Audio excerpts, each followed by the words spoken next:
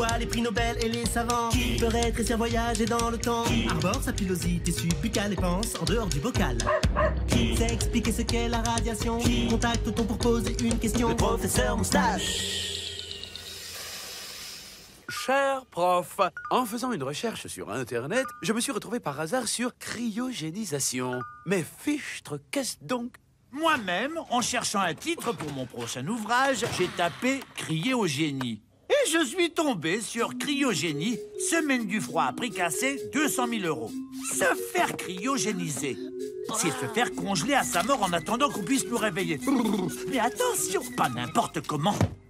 Quand on congèle les tissus, des cristaux de glace vont se former entre et dans les cellules.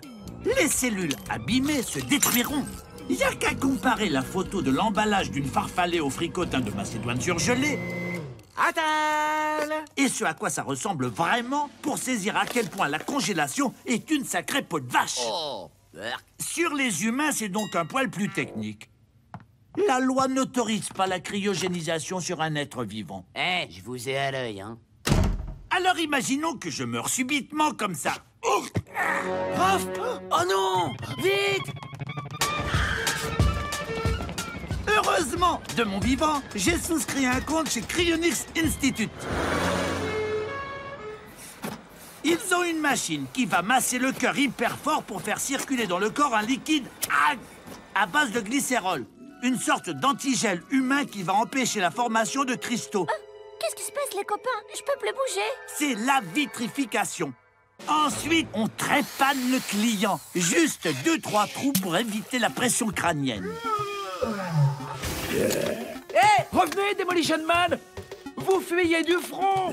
Enfin, vous êtes placé debout dans un sarcophage rempli d'azote liquide. Non, ne rêvez pas, ce ne sera pas dans une pose esthétique du style musée Grévin on Ice. Vous êtes mis dans une boîte en alu remplie d'azote liquide à moins 196 degrés, avec 6 autres patients.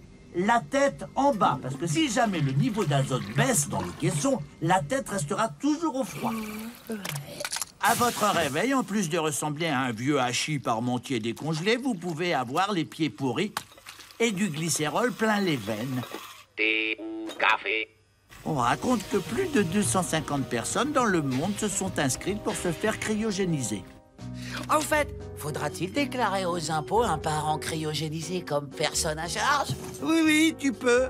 Et avant de remplir votre feuille d'impôt, Tapez « Tu mourras moins bête » sur arte.tv.